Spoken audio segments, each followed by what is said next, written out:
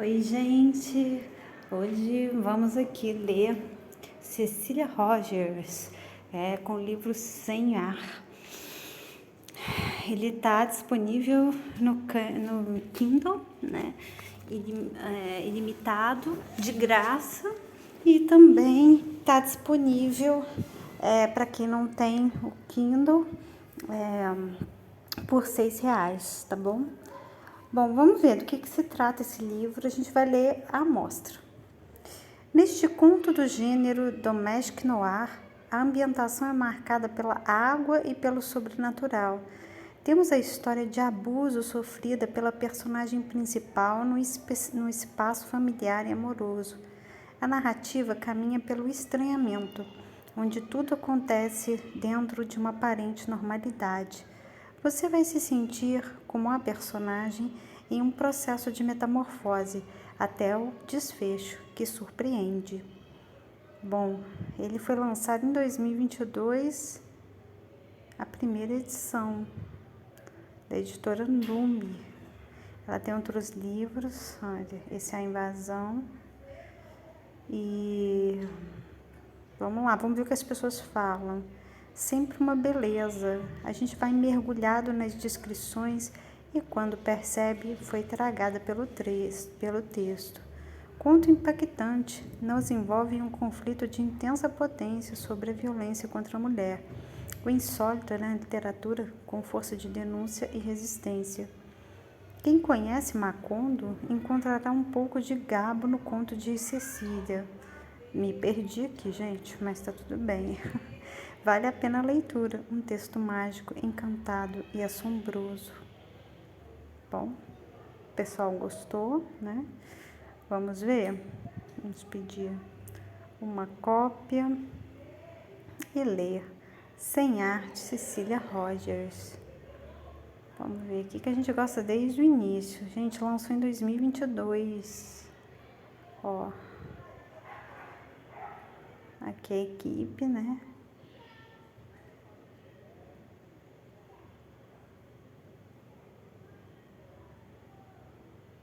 Esse conto é fruto de uma proposta de criação feita no grupo de estudos Domestic Noir. Neste grupo, mulheres de diversos estados do país reuniram-se na intenção de estudar e escrever, dentro do gênero terror, uma possível investigação de dicção neste amplo gênero que atualmente encontra pouca expressão no Brasil. Vamos ver, olha, a citação dela foi: as histórias mudam a sua própria forma, da Kelly Link, do Pretty Monsters. Bom, a gente vai ter só, é um conto, né? A gente vai ter só essa primeira página para ler. Nalu se lembra, a mãe morta sobre a mesa, as velas acesas. A carne estraçalhada escondia os hematomas. A casa deles era simples, na beira do rio, onde os seres exóticos e assombrados viviam. Nalu estava dando de comer aos bichos quando ouviu os gritos. Correu e viu o pai espancando a mãe, ela caindo dentro do rio. Nossa, já deu para perceber, né? Mas o problema é que acabou, gente. Acabou. Bom, parece que quem fez quem propôs essa sessão foi a Mel Renault, né? Então vamos ver esse livro dela, olha. Tratado clandestino sobre a desistência. Entre o exercício da maternidade e a luta pela sobrevivência, Jordana rompe com um tratado imposto pela sociedade. Dilacerada, peraí só um pouquinho, saiba mais. Dilacerada pela boca da noite metropolitana, ela tenta cumprir o desafio de permanecer lutando. Até quando? É um conto longo em Domestic Noir. Mel Renault tem 37 anos, é mineira, escreveu Flor de Sal, entre outros, né?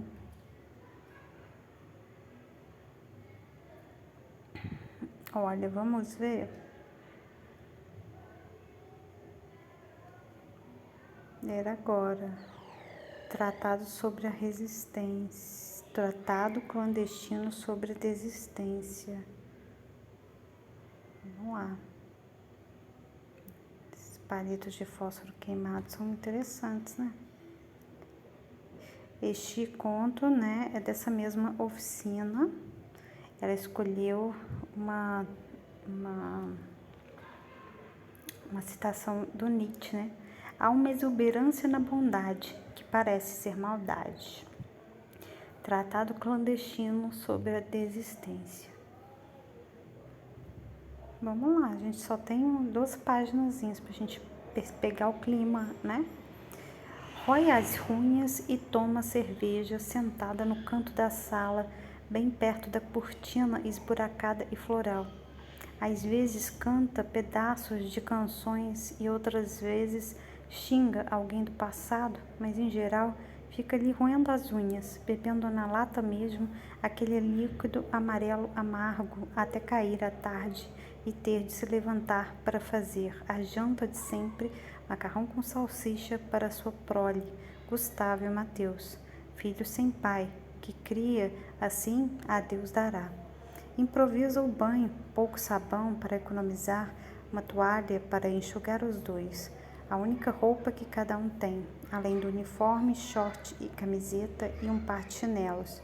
A TV ligada no mesmo canal, o único que funciona naquele barco. O pastor pregando às 19 horas, enquanto Jordana se apronta para o trabalho. Sai. Os meninos de barriga cheia brincam de passar o tempo tirando melecas, se aventurando no jogo de damas, tabuleiro ganhando na escola no dia das crianças, tabuleiro ganhado na escola no dia das crianças do ano passado. Entre o exercício da maternidade e a luta pela sobrevivência, Jordana rompe com o tratado imposto pela sociedade. Dilacerada pela boca da noite metropolitana, ela tenta cumprir o desafio de permanecer lutando. Até quando? Interessante, né, gente? Bom, aqui estamos. Olha, parece que essa coleção toda, né, uma coisa tem a ver com a outra. Interessante. Bom,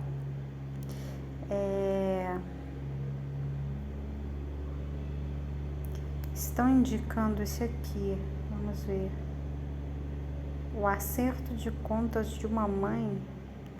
Vamos ver esse, ela está indicando bastante, da Sue Klebold. Em 20 de abril de 1999, Eric Harris e Dylan Klebold se armaram com pistolas e explosivos e entraram na escola de ensino médio de Columbine, na cidadezinha de Littleton, nos Estados Unidos. Em questão de minutos, mataram 12 estudantes e um professor e feriram outras 24 pessoas antes de tirar a própria vida. Desde então, Sue Klebold, mãe de Dylan, convive com a dor e a vergonha indescritíveis por aquele dia. Em um acerto de contas de uma mãe, ela narra com honestidade rigorosa sua jornada para tentar lidar com o incompreensível, na esperança de que os insights e o entendimento que ela obteve ao longo dos anos possa ajudar outras famílias a reconhecer quando um adolescente está com problemas. Sue conta sua história na íntegra, recorrendo a seus diários pessoais, aos vídeos e escritos que Dylan deixou e às inúmeras entrevistas com especialistas em saúde mental. Repleto de sabedoria e compaixão, esse livro é forte e inquietante, que lança luz sobre uma das questões mais prementes do nosso tempo. Gente, eu não fazia ideia. Vamos ver o que as pessoas acharam. Olha, tem saúde mental, né? E essa relação, né? Dessa mãe com o filho, né? É duro ver o que ficou para as famílias dos assassinos de Columbine. Perder o filho já era duro, mas saber e ter de lidar com o fato e as consequências das ações do filho, você sente a dor dessa mãe. dessa mulher que nem o luto era possível ou admissível. Eu já tinha lido o livro Columbine e assistido ao TED de Sucre Bold. Quando eu descobri que ela tinha um livro, sabia que tinha que ler e não me arrependo. Recomendo a todos, em especial aos pais, já que fala muito sobre a criação dos filhos, cobrança paterna e materna, e muito sobre depressão e como os sintomas em crianças e adultos, sobre como os sintomas em crianças e adolescentes é diferente dos sintomas em adultos. Livro ótimo, vale a pena. Nossa, que maravilha! Vamos ver mais avaliações. Acredito que o Acerto de Contas de Mamãe está muito bem traduzido, ilustrado e revisado, com uma diagramação perfeita. Ainda lendo o livro, não tenho uma opinião formada sobre ele. Nota-se o sofrimento da mãe, e claro que temos que lembrar das outras vítimas do massacre que o filho dela cometeu e que ela não nega desde o momento em que sai da negação e admite que não conhecia tão bem o filho quanto pensava. É um pouco denso o conteúdo, mas vou lendo aos poucos. Assunto muito delicado, escrito de forma leve e poética. Um relato forte, desconcertante e reflexivo. Sucre Bold poderia ser mais uma típica mãe estadunidense, com uma família unida, confortável situação financeira e filhos amáveis. No entanto, no dia 20 de 4 de 99, viu toda sua vida começar a ruir. Mãe de Dylan Klebold, um dos atiradores da escola de ensino médio Columbine, que resultou em 15 mortos, incluindo 2 atiradores. Sue entrou em catatonia, uma verdadeira zumbi, como ela mesma relata. Não entendia o que estava acontecendo, tampouco acreditava que o filho querido viera cometer tal atrocidade. Sue, por muito tempo, relutou em aceitar a participação do filho.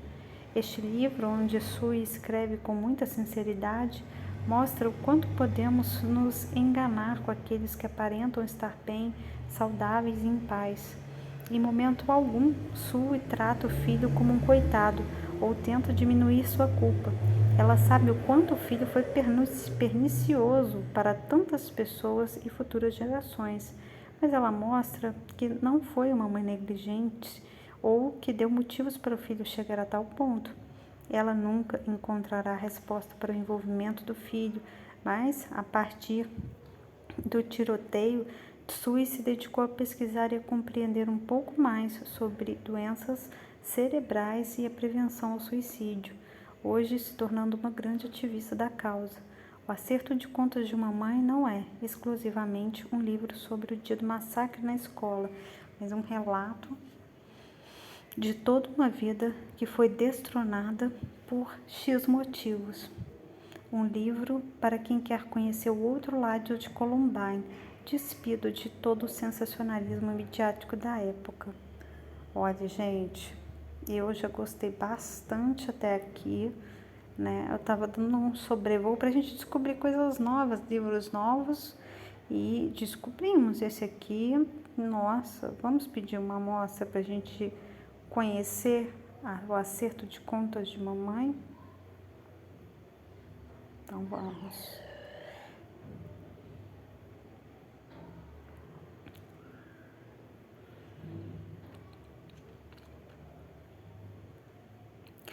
Sue Klebold, O Acerto de Contas de Mamãe.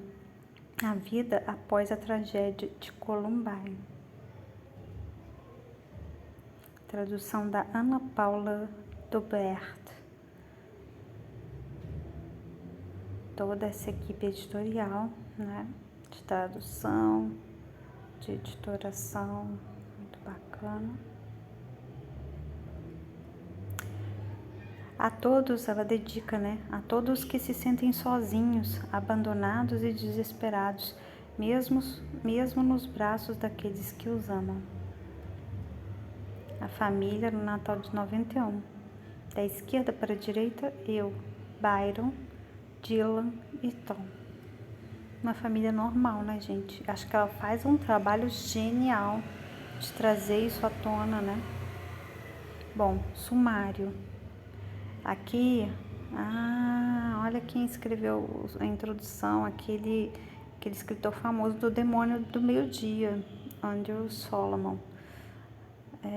Bom, vamos lá. Vamos ler o sumário que a gente gosta. Introdução, feita por ele, prefácio, parte 1, as últimas pessoas do mundo. E agora, né, os capítulos. Houve um tiroteio na escola de ensino médio de Columbine. Parece que ela recebendo a notícia. Cacos de vidro. A vida de outra pessoa. Um lugar de descanso. Premonição. Infância. De mãe para mãe. Um lugar de sofrimento. A vida com o luto. O fim da negação. Aquela leitora fala bem, né? Que ela fica durante muito tempo sem admitir o que aconteceu, né? Parte 2, rumo ao entendimento. 11, nas profundezas do desespero. Pois dinâmica fatal, rota para o suicídio, o segundo ano de Dylan.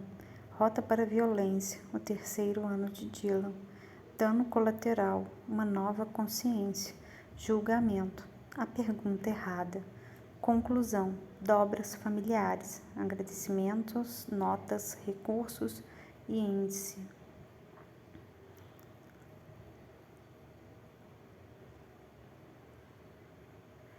Bom, esse aqui é a introdução, acredito que do Solomon, isso mesmo. O prefácio, vamos ver, deve ser da editora. Parte 1, as últimas pessoas do mundo, com Dylan em seu aniversário de 5 anos. Bom, vamos então direto, né, para a mãe, para a conversa com a mãe. Nossa, eles disponibilizaram bastante do livro, né? Tô dando uma olhada, o capítulo inteiro. Deixa eu ver. Tá, acho que dá pra gente ler sim. Vamos lá. Desculpa, tá deixando quem tá olhando tonto. Eu acho que tem um jeito mais fácil de passar aqui, eu vou descobrir, tá bom? Vamos lá. 1. Houve um tiroteio na escola do ensino médio de Columbine. Ela escreveu isso, aconteceu, né? Em 20 de abril. Gente, tá pertinho da data de quando eu tô gravando. 20 de abril de 99, ao 12:05. Eu estava em meu escritório, no centro de Denver, me preparando para sair para uma reunião sobre bolsas de estudos para universitários portadores de deficiência, quando olhei a luz vermelha no telefone da minha mesa. Quando notei que a luz vermelha do telefone na minha mesa estava piscando. Cheguei pela possibilidade da minha reunião ter sido cancelada. Pela possibilidade da minha reunião ter sido cancelada. Mas o recado era do meu marido, Tom. A voz ríspida, áspera, urgente. Susan, é uma emergência. Me ligue de volta imediatamente. Ele não disse mais nada. Não precisava. Eu sabia pelo tom da voz que algo tinha acontecido com um dos nossos meninos. Tive a sensação de que meus dedos trêmulos levaram horas para digitar o número da casa. O pânico se abateu sobre mim como uma onda, meu coração batia nos ouvidos. Nosso filho mais novo, Dylan, estava na escola. Seu irmão mais velho, Byron, estava no trabalho. Será que tinha acontecido algum acidente? Tom atendeu e berrou imediatamente. Ouço a televisão, mas eu não conseguia distinguir as palavras. Fiquei em pânico por imaginar que, seja lá o que tivesse acontecido, era grande o bastante para estar na TV. Meu medo, segundos antes de um acidente de carro subitamente, pareceu tolo. Estávamos em guerra? O país estava sendo atacado? O que está acontecendo? Gritei no fone. Havia somente estática e barulho de televisão indecifrável do outro lado da linha. Tom voltou a falar, finalmente, mas meu marido, normalmente controlado, parecia um lunático. As palavras truncadas que saíam dele, em rajadas curtas, não faziam sentido. Pistoleiro, atirador, escola. Tive dificuldade para entender o que Tom estava dizendo.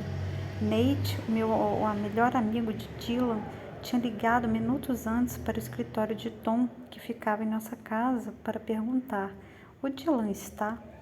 Uma ligação como essa, no meio do horário escolar, já seria suficientemente alarmante, mas o motivo da ligação de Nate era o pior pesadelo de qualquer pai, se tornando realidade. Atiradores estavam disparando contra as pessoas na escola de ensino médio de Columbine, na qual Dylan era aluno do último ano. Havia mais. Nate dissera que os atiradores estavam usando o sobretudo preto, como tínhamos comprado para Dylan. "Não quero alarmá-lo", ele disse a Tom, "mas conheço todos os alunos que usam sobretudo preto e os únicos que não consigo encontrar são Dylan e Eric. Eles também não foram ao boliche hoje de manhã." A voz de Tom estava rouca de medo quando ele me contou que desligou a chamada de Nate e revirou a casa procurando o sobretudo de Dylan, irracionalmente convencido de que, se encontrasse, o nosso filho estaria bem. Mas o casaco tinha sumido e Tom estava apavorado. "Estou indo para casa", eu disse, o pânico anestesiado na coluna. Desligamos sem nos despedir. Tentando desesperadamente manter a compostura, pedi a um colega que cancelasse a reunião. Saindo do escritório, percebi minhas mãos tremendo tão incontrolavelmente que tive de estabilizar a mão direita com a esquerda para conseguir apertar o botão do elevador. Meus companheiros conversavam alegremente a caminho do almoço. Expliquei meu comportamento estranho, dizendo: "Houve um tiroteio na escola de ensino médio Columbine. Preciso ir para casa para ter certeza de que meu filho está bem." Uma colega se ofereceu para me levar. Incapaz de dizer qualquer outra coisa, balancei negativamente a cabeça. Quando entrei no carro, minha cabeça estava a 1000 por hora. Não me ocorreu ligar o rádio. Do jeito que estava, eu mal conseguia manter o carro em segurança na estrada. Meu pensamento constante, enquanto eu dirigia os 42 quilômetros até a nossa casa, era: Dylan está em perigo. Espasmos de medo apertavam meu peito à medida que eu repassava repetidamente os mesmos fragmentos irregulares de informação. O sobretudo poderia estar em qualquer lugar, eu dizia a mim mesma, no armário ou no carro de Dylan. Com certeza, um casaco perdido de um adolescente não significava nada. No entanto, meu marido, sempre firme e confiante, soara quase histérico. Eu nunca o ouvira daquele jeito antes. O caminho pareceu levar uma eternidade, como se eu estivesse viajando em câmera lenta, embora minha mente girasse à velocidade da luz e meu coração batesse nos ouvidos. Fiquei tentando juntar as peças do quebra-cabeça, mas não havia muito conforto a ser encontrado nos poucos fatos que eu conhecia, e eu sabia que nunca me recuperaria se alguma coisa acontecesse com Dylan.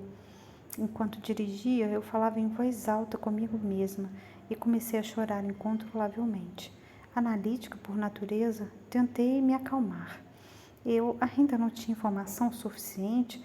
A escola de ensino médio de Columbine era enorme, com mais de 2.000 alunos. O fato de Nate não ter conseguido encontrar Dylan no meio do caos não queria dizer necessariamente que o nosso filho estava morto ou ferido. Eu precisava parar de deixar o pânico de Tom me contaminar. Mesmo com o terror ainda me engolfando em ondas, falei para mim mesma que provavelmente estávamos nos desesperando sem necessidade e o pai ou mãe de qualquer aluno desaparecido estaria na mesma situação. Talvez, se ninguém estivesse machucado, eu iria entrar na cozinha e encontrar Dylan assaltando a geladeira, pronto para rir da minha reação exagerada. De qualquer forma, eu não conseguia evitar que minha mente pulasse de uma situação terrível para outra. Tom dissera que havia atiradores na escola.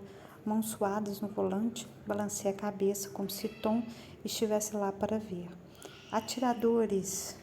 Talvez ninguém soubesse onde Dylan estava porque ele levara um tiro. Talvez ele estivesse deitado, ferido ou morto no prédio da escola, encurralado, incapaz de nos avisar. Talvez tivesse sido refém.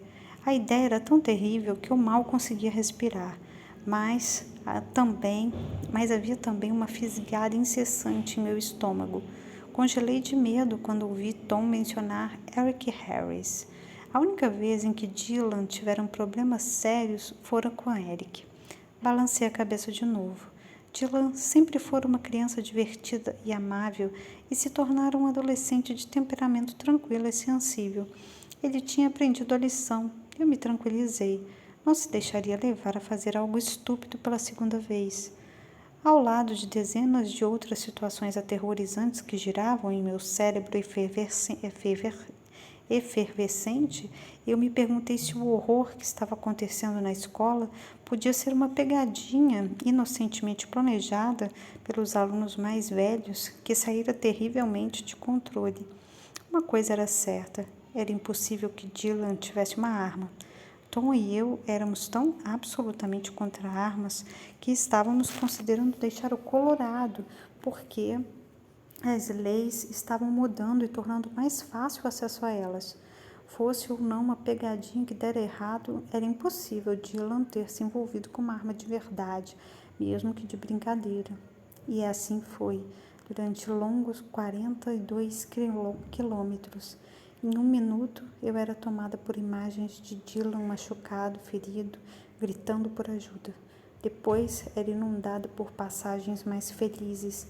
Dylan, quando era garoto, soprando as velhinhas de aniversário, gritando de alegria enquanto descia com seu irmão pelo escorregador de plástico para dentro da piscina rasa no quintal.